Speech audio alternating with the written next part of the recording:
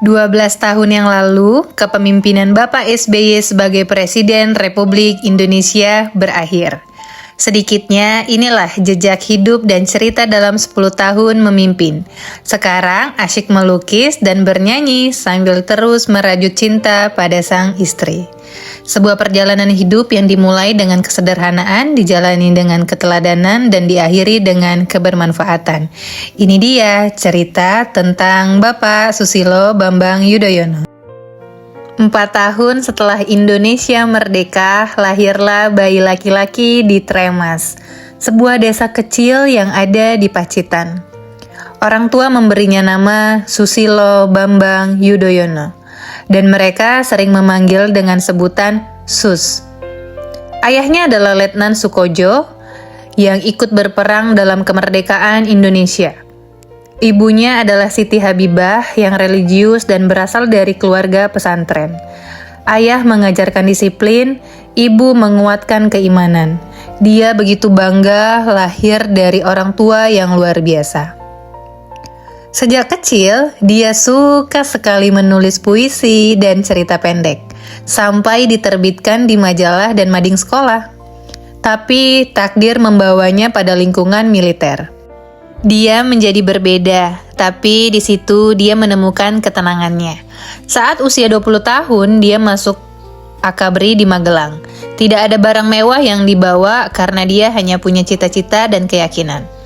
Jangan pernah kehilangan harga diri, apapun yang terjadi, katanya dengan tegas.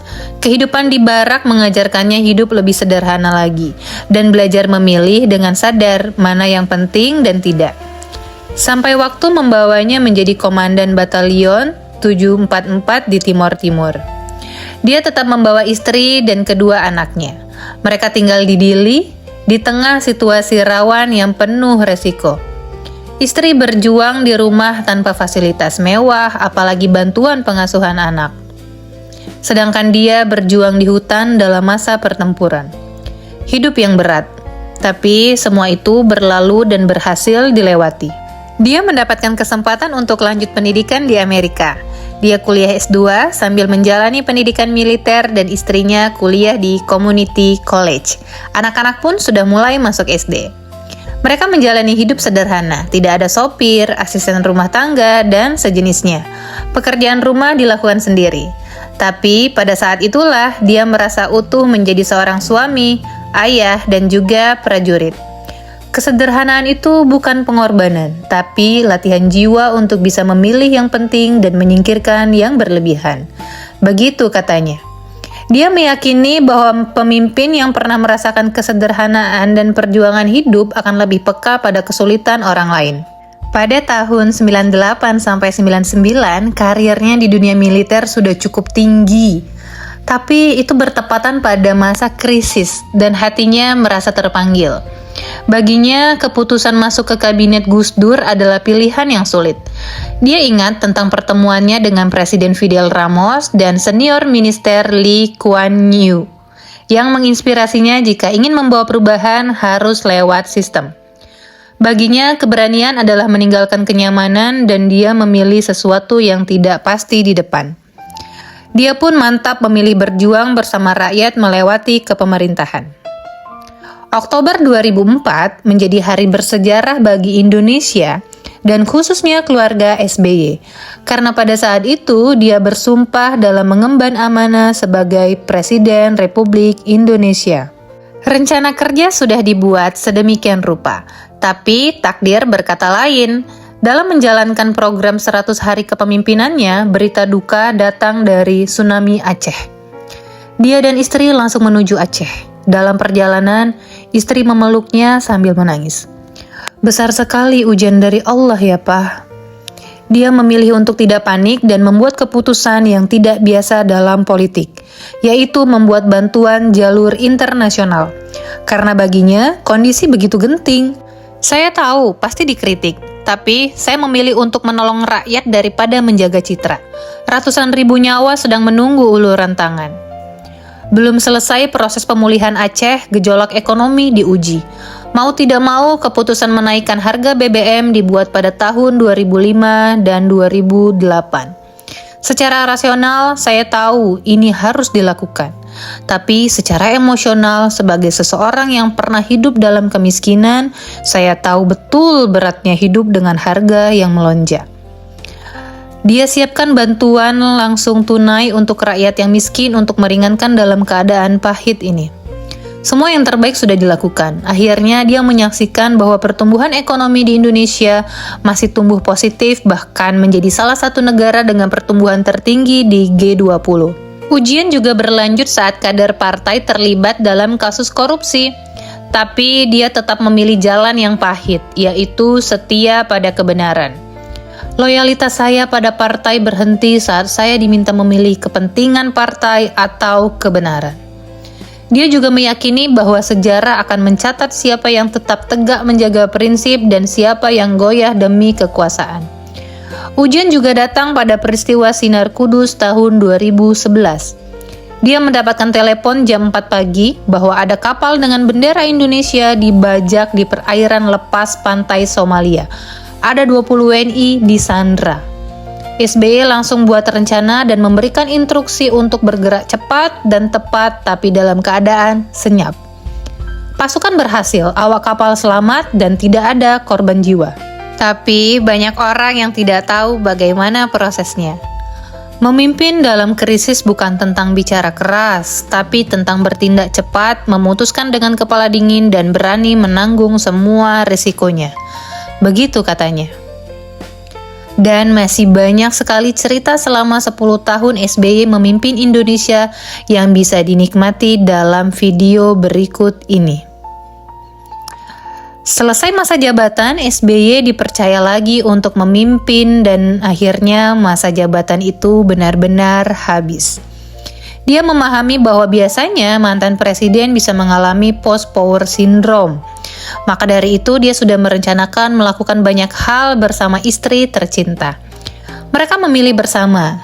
Dia melukis dan istri memotret. Seni adalah terapi jiwa, katanya. Dia mengakui bahwa kekuasaan akan berakhir, tapi nilai yang dijaga akan tetap hidup bahkan meski kita telah tiada. SBY pernah bercerita pada tahun 2013. Saat itu dia sedang menghadiri KTT peringatan 40 tahun hubungan ASEAN-Jepang bersama para pemimpin Asia Tenggara. Sementara sang istri bersama para ibu negara lainnya mendapatkan undangan untuk menikmati keindahan Gunung Fuji dari dekat. Sang istri kembali langsung bercerita betapa indahnya Gunung Fuji itu. Suatu hari nanti kita harus ke sana berdua, begitu harapan sang istri. Dia tersenyum dan mengangguk. Waktu terus berjalan hingga takdir memberi kabar bahwa istri tercinta sedang tak berdaya di kasur rumah sakit Singapura. Kalau sudah sembuh, nanti kita jalan-jalan ke Jepang ya. Lihat Gunung Fuji dari dekat. Memo jadi guide-nya. Dia melihat istrinya mengangguk dan tersenyum. Tapi Allah berkata bahwa waktu sang istri sudah habis di dunia ini. Bertahun-tahun setelahnya, dia akhirnya ke Jepang. Saya ke tempat yang sama, tempat ibu berdiri dan berfoto sambil memandang Gunung Fuji yang megah dan anggun. Saya berdiri di titik yang sama. Saya memejamkan mata dan membayangkan dia di sisi saya. Berat rasanya menjalani hidup tanpa orang yang sangat dicintai. Dulu mereka sepakat untuk sama-sama mengabadikan gambar. Istri memotret dan dia melukis hasil jepretan itu. Tapi waktu tak menunggu. Meski sang istri telah tiada, dia berusaha menghibur diri dengan tetap melukis hasil dari jepretan wanita tercintanya. Setelah semua berlalu, harinya tak lagi sama. Dia merenung dan mengingat sesuatu. Ternyata sebelum ibu wafat, Allah sudah memberikan tanda, tapi kami semua tidak menyadarinya.